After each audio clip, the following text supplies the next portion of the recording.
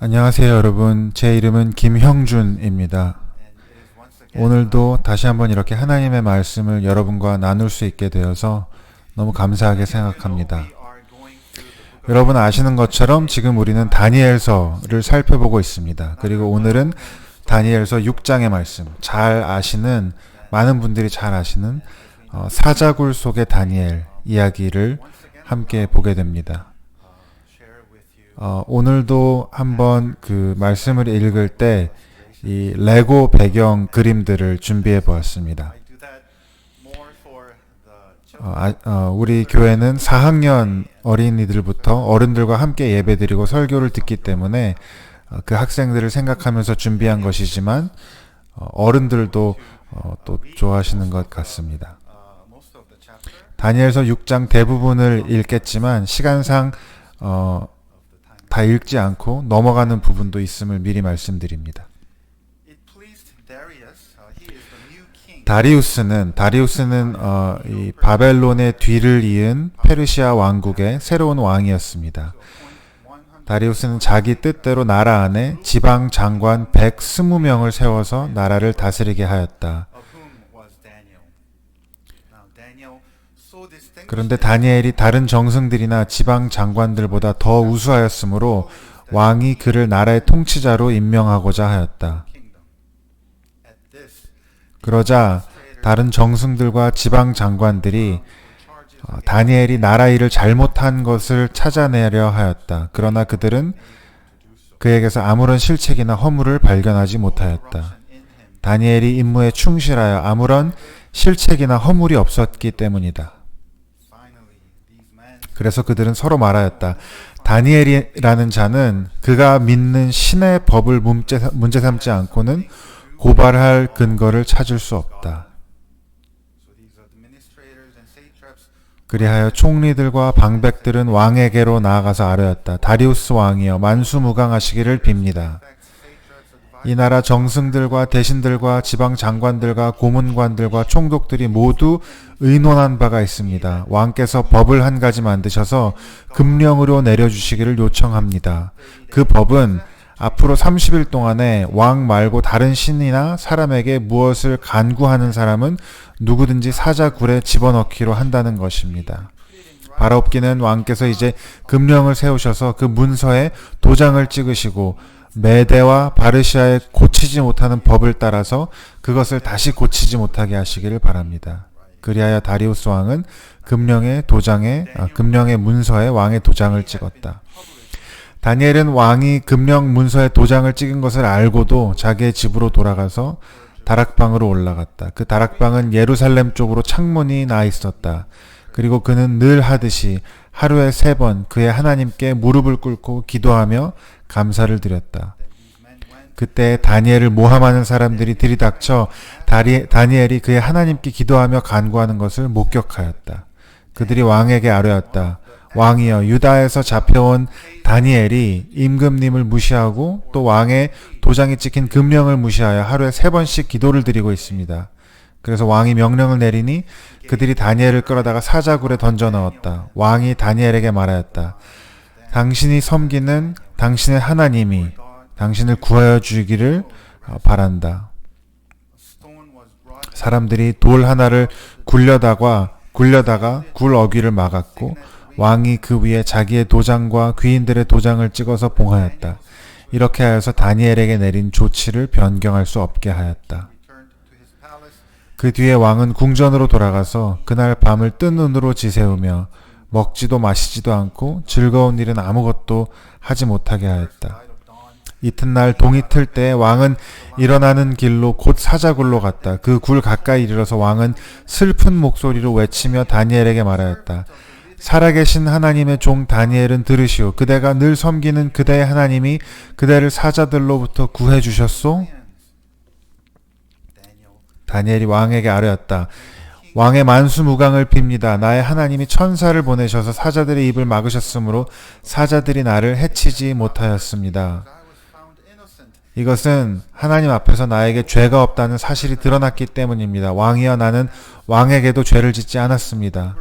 왕이 매우 기뻐하면서 다니엘을 굴에서 끌어내도록 명령하니 사람들이 다니엘을 끌어올렸다. 그가 자기 하나님을 신뢰하였기 때문에 그에게서는 아무런 상처도 찾아볼 수 없었다. 다리우스 왕은 전국에 사는 민족과 언어가 다른 모든 백성에게 조서를 내렸다. 내가 다음과 같이 법령을 공포한다. 내 나라에서 나의 통치를 받는 모든 백성은 반드시 다니엘이 섬기는 하나님을 공경하고 두려워해야 한다. 살아계신 하나님이 영원히 다스리신다. 그 나라는 멸망하지 않으며 그의 권세가 무궁하다. 그는 구원하기도 하시고 건져내기도 하시며 하늘과 땅에서 표적과 기적을 행하시는 분 다니엘을 사자의 입에서 구하여 주셨다. 하나님의 말씀입니다.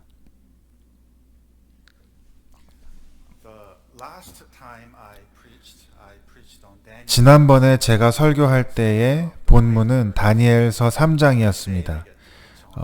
다니엘의 세 친구와 타는 불뭇불에 대한 내용이었고 오늘 설교 내용은 사자굴에 떨어진 다니엘의 이야기입니다. 이번 주 소그룹 모임을 하실 때 이런 질문을 한번 해보시기 바랍니다. 여러분은 불타는 풀무불에서 죽는 게 나을까요? 아니면 사자굴에 떨어져서 죽는 게 나을까요? 재미있는 토론이 될 것 같습니다.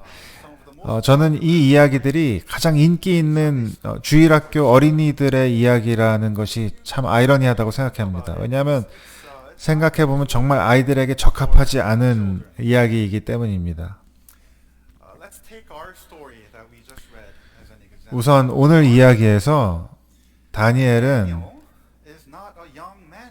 더 이상 젊은 청년이 아닙니다. 그는 아마도 80대의 나이일 것입니다. 그래서 이 레고 그림에서 보신 것은 사실 틀린 내용이고 또 많은 다니엘 6장에 대한 그림들이 그렇습니다. 어떤 학자들은 그가 이 시점에서 86세일 거라고 말합니다. 이러한 노인을 사자굴에 던진 것이죠. 할아버지 할머니들께서 손주들에게 들려줄 만한 이야기인지 모르겠습니다.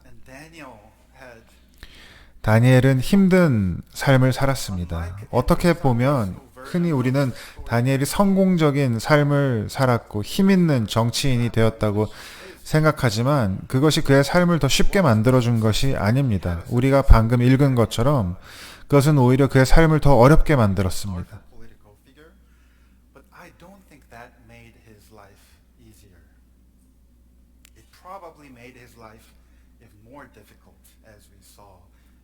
story we just read this morning.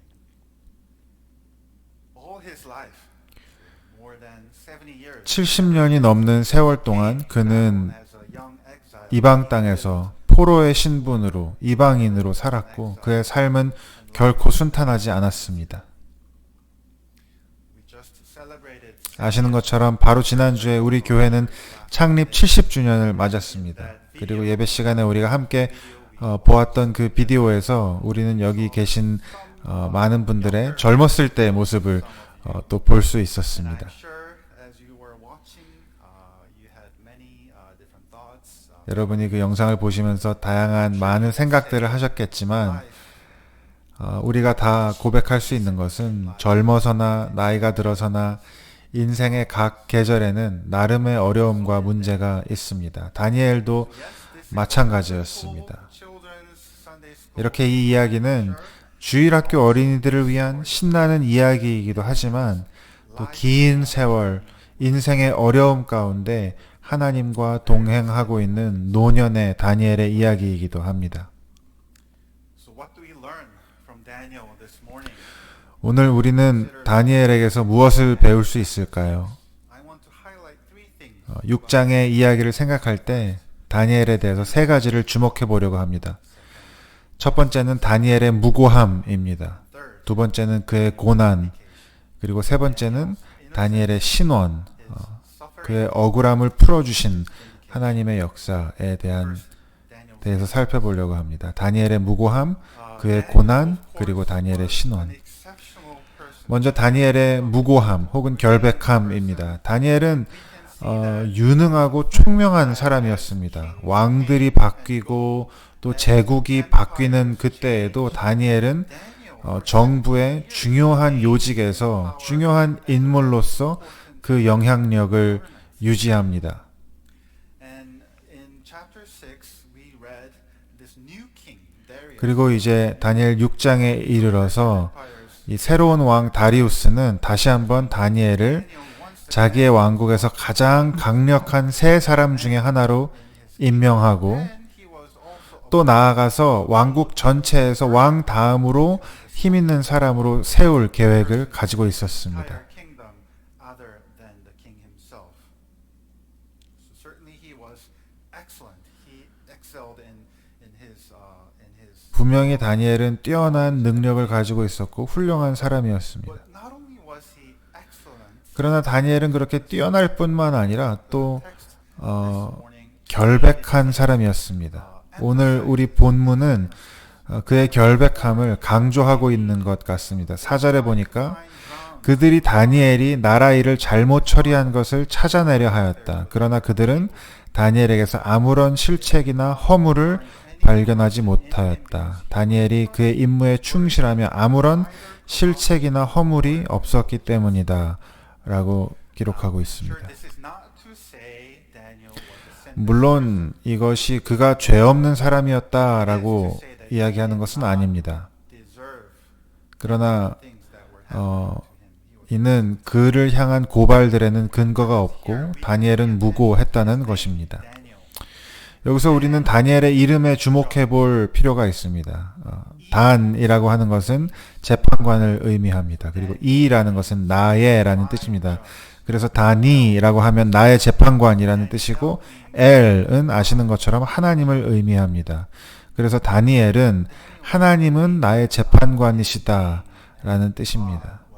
그리고 다니엘은 정말 그 이름의 뜻처럼 하나님을 자신의 재판관 삼아 무고한 결백한 삶을 살았습니다. Again, Daniel says to Darius, 22절 말씀에서 왕은 man of lion, 다니엘은 다리우스 왕에게 이렇게 말합니다. God sent his angel and 나의 하나님이 천사를 보내셔서 사자들의 입을 막으셨으므로 사자들이 나를 해치지 않았습니다. 그것은 하나님 앞에서 내게는 죄가 없다는 사실이 드러났기 때문입니다. and he was innocent. 하나님이 그의 재판관이셨고 다니엘은 결백했습니다. Daniel was a man 한 설교자는 다니엘은 흔들리는 세상에서 안정된 사람이었고 더러운 세상에서 순결한 사람이었고 그늘진 세상에서 빛나는 사람이었다라고 말하기도 했습니다. he was innocent. 다니엘은 결백했습니다. 무고했습니다. So suffered. 그럼에도 그는 고난을 겪었습니다. 그는 그를 힘들게 하는 많은 원수들이 있었습니다. 그래서 두 번째 포인트는 바로 다니엘의 고난입니다. 다니엘이 이런 미움을 받아야 할 이유가 없었으나 원수들이 그를 대적합니다. 저는 이것이 두 가지 이유 때문이 아닌가 생각해 봅니다. 바로 질투와 차별입니다. Jealousy, as we 우리가 본 것처럼 왕이 다니엘을 온 왕국을 다스릴 만한 높은 위치에 세울 생각을 가지고 있었을 때 그때 바로 사람들이 다니엘을 질투하고 대적하기 시작합니다. jealousy, and I say racism because in 그리고 verse 또 13, 그들의 차별이 느껴집니다. Daniel, who is 13절에 보니까 왕이시여 유다에서 잡혀온 다니엘이 임금님을 무시하고 있습니다. 라고 말합니다. one of the 지금 70년 동안이나 바벨론에 살면서 뛰어난 지도자로 왕국을 다스렸던 다니엘을 그들은 여전히 유다에서 잡혀온 포로 취급하고 있었던 것입니다. that didn't matter. And the only 그들이 다니엘을 핍박할 만한 근거가 아무것도 없었지만 Daniel is his faith. 그들은 유일하게 하나님을 향한 그의 신앙을 문제 삼아 그를 핍박하기 시작합니다. No surprise. 그리고 이것은 하나님의 백성에게 놀라울 일이 아닙니다. 역사의 모든 장에서 역사의 모든 페이지에서 하나님의 백성에 대한 핍박과 시기와 차별이 가득했습니다. I think we are the rare 어쩌면 우리들 지금 이 시대를 이곳에서 살고 있는 우리들이 그 역사에서 예외일 뿐이라고 생각합니다. 오늘 여기에 사는 우리가 그러한 핍박과 차별을 겪지 않는다는 것은 생각해보면 엄청난 복이고 throughout where 또 그만큼 우리에게는 핍박받는 교회를 기억하고 또 위해서 기도해야 할 의무가 있는 것입니다. To remember and pray for our brothers and sisters in Christ who are persecuted and discriminated. But we 그러나 우리가 그와 같은 핍박과 차별을 경험하지 않는다고 하더라도 우리는 다른 방식으로 이와 같은 압박을 경험합니다. 그리스도인의 삶이 그런 것입니다. 우리의 사회와 우리의 문화 가운데 특별히 성경의 가르침을 있는 그대로 말하는 것이 점점 더 어려워지고 있습니다. 특별히 인간의 성의 문제에 있어서 또 죽음의 문제에 있어서 동성애와 낙태, 안락사와 같은 영역에서 성경이 말씀하는 것을 그대로 말하는 것이 점점 더 어려워지고 있습니다. 우리는 지금 기독교인들이 신앙에 따라 말하고 신앙에 따라 행동하는 것이 사람들의 기분을 상하게 하는 시대와 문화 가운데에 살고 있습니다. 우리가 성경의 진리라고 믿는 바를 말할 때 우리는 혐오주의자들로 때로는 여겨지게 됩니다.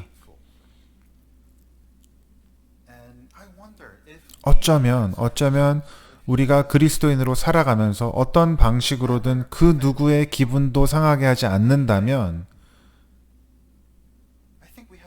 과연 우리가 바른 그리스도인으로 살고 있는 것인지 질문해 볼 필요가 있습니다.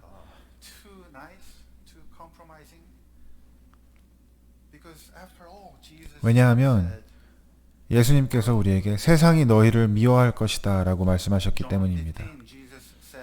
요한복음 15장에 이렇게 말씀합니다. 세상이 너희를 미워하거든 세상이 너희보다 나를 먼저 미워하였다는 것을 기억하라. 너희가 세상에 속해 있다면 세상이 너희를 자기 것으로 여기고 사랑할 것이다. 그러나 너희는 세상에 속하지 않았고 내가 너희를 세상에서 가려 뽑아냈으므로 세상이 너희를 미워하는 것이다. 그것이 바로 다니엘에게 일어나고 있는 일이라고 생각합니다. 그리고 그러한 일이 일어났을 때 다니엘은 이렇게 반응합니다. 다니엘은 왕이 금령 문서에 도장을 찍은 것을 알고도 자기의 집으로 돌아가서 다락방으로 올라갔다. 그 다락방은 예루살렘 쪽으로 창문이 나 있었다. 그는 하루에 3번씩 그의 하나님께 무릎을 꿇고 기도하며 감사를 드렸다. 늘 그랬던 것처럼. 다니엘은 별로 깜짝 놀란 것 같지 않습니다. 화가 난 것 같지도 않습니다. 이 현명한 노인 다니엘은 일평생 그랬던 것처럼 기도합니다. 그의 기도가 어떤 결과를 가지고 올지 알면서도 기도하는 것입니다. 다니엘이 원했다면 자기가 가진 힘으로 그 문제를 해결할 수 있었을 겁니다. 사실 다니엘에게는 그만한 권력이 있었습니다. 하지만 그는 그렇게 하지 않았습니다. 다니엘이 원했다면 그 문제를 쉽게 회피할 수도 있었습니다. 그저 기도할 때 창문을 닫고 조용히 기도하면 될 일이었습니다. 그런데 그렇게 하지도 않았습니다. 다니엘은 그저 늘 하던 대로 예루살렘을 향하여 기도할 뿐이었습니다. 그런데 왜 그가 예루살렘을 향하여 기도할까요? 예루살렘에는 이제 아무것도 없습니다. 성전은 파괴되었고 도시는 폐허가 되었습니다. 그러나 다니엘에게는 소망이 있었기 때문에 여전히 예루살렘을 향하여 기도합니다. 다니엘에게 소망이 있었던 것은 다니엘서의 후반부를 살펴보면 더 확실히 알 수 있습니다. 우리가 이제 살펴보게 될 말씀들인데요. 이렇게 포로가 된 지 70년이 지났지만 다니엘은 여전히 하나님께서 그의 백성을 예루살렘으로 돌려보내실 것이라고 믿고 기도합니다. 솔로몬 왕이 예루살렘에 성전을 짓고 그 봉헌식에서 이렇게 기도한 바 있습니다.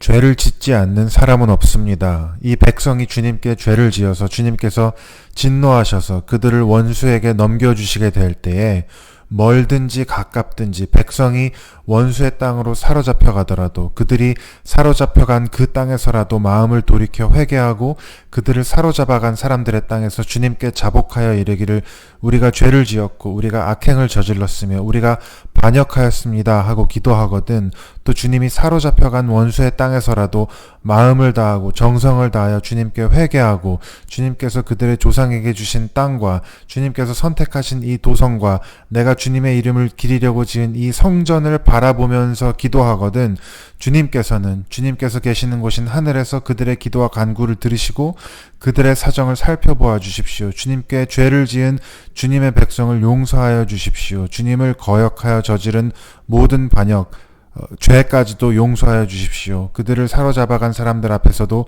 불쌍히 여김을 받게 하셔서 사로잡아간 사람들도 그들을 불쌍히 여기게 하여 주십시오. 이것이 바로 다니엘이 드렸던 기도입니다. 다니엘은 이스라엘이 하나님께 죄를 범하였기 때문에 포로로 잡혀왔음을 잊지 않았습니다. 그렇기에 예루살렘을 향해 기도하며 하나님의 용서와 회복을 바라는 일을 그가 죽는다 하여도 멈출 수 없었던 것입니다.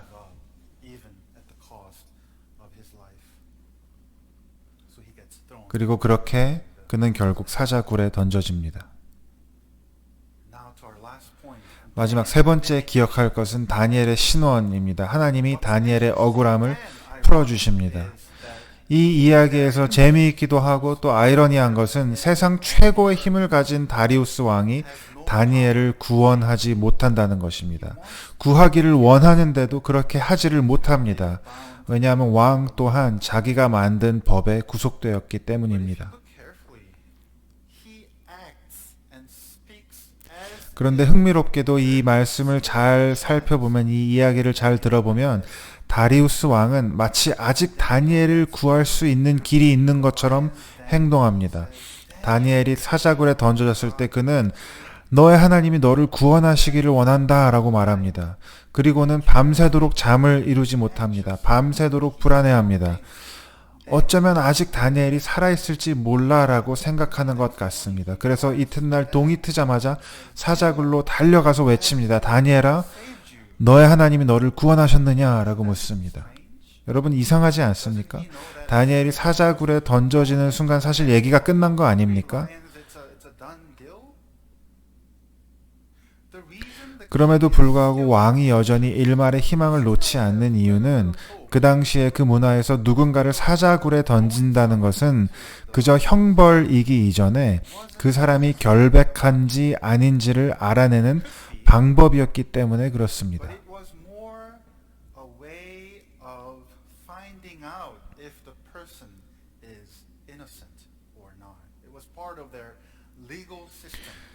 그들의 재판의 한 일종의 방식이었던 것입니다. 사자굴에 누군가를 재판해야 할 때, 그의 결백을 알 길이 없을 때 사자굴에 던져서 살아남으면 결백한 것이고 죽으면 죽어 마땅했던 것으로 여기는 일종의 재판의 한 방식이었습니다. 그래서 그 아침에 다니엘이 살아있었을 때 이는 단지 다니엘이 구원을 받았을 뿐만 아니라 신원을 받은 것입니다. 모든 누명이 풀리고 그를 향한 모든 거짓 비난이 제거되었습니다. 그는 결백하고 의로운 사람으로 입증된 것입니다. 그리고 왕이 그를 모든 백성 중에서 높였다라고 말합니다. 여러분, 우리가 다니엘의 결백함, 그의 고난, 그리고 그의 신원에 대해서 살펴보았습니다. 그런데 여러분, 성경에서 누가 참으로 무고하고 누가 그 누구보다 고난을 겪고 또 하나님이 온전하게 신원하신 분이 누구입니까? 다니엘은 무고하긴 했지만 죄가 없는 사람은 아니었습니다. 그런데 누가 죄가 없는 분이셨습니까? 다니엘은 고난을 겪긴 했지만 결국 사자굴에서 죽지는 않았습니다. 그런데 성경에서 누가 실제로 원수들에게 둘러싸여 죽음을 당하셨습니까? 그리고 하나님이 누구를 죽음에서 다시 살리시고 온전히 신원하시고 온 세상이 그분의 이름 앞에 무릎을 꿇고 그분의 이름을 세상 가장 높이 올리셨습니까? 다니엘은 우리로 하여금 예수님을 바라보도록 도와줍니다.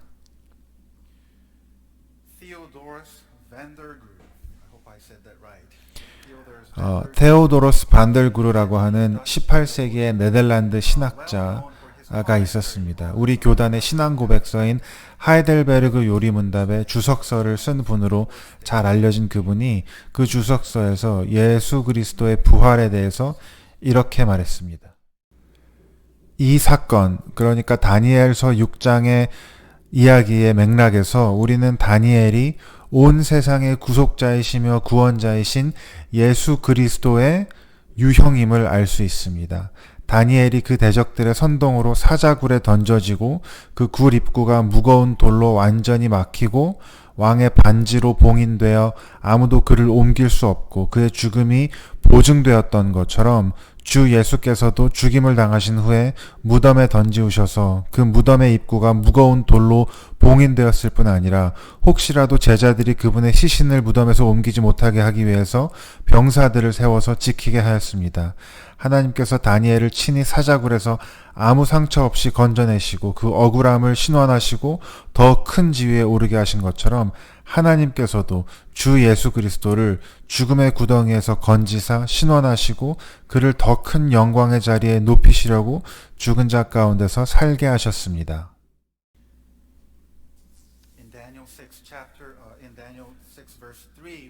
다니엘서 6장 3절에 다니엘이 하나님을 믿었기 때문에 구원받았다라고 말합니다.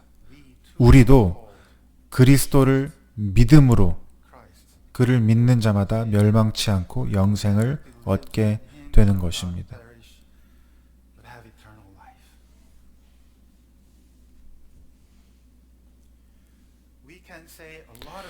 우리가 다니엘서를 공부하면서 다니엘에 대해 많은 것을 말할 수 있습니다.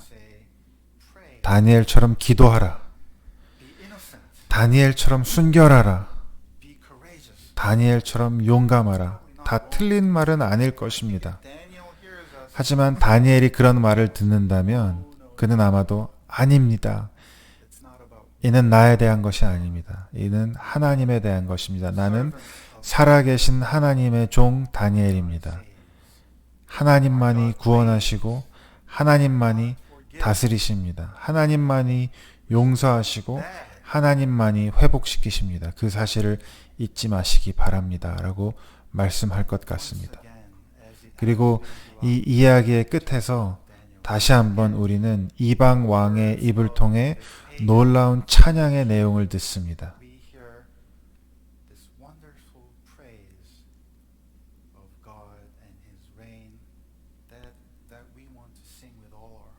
우리가 우리의 온 일생을 들여 찬양하기 원하는 그 찬양의 말씀을 이방 왕의 입을 통해서 듣게 되는데 우리 한번 자리에서 일어나서 이 말씀을 읽으면서 오늘 말씀을 마치겠습니다.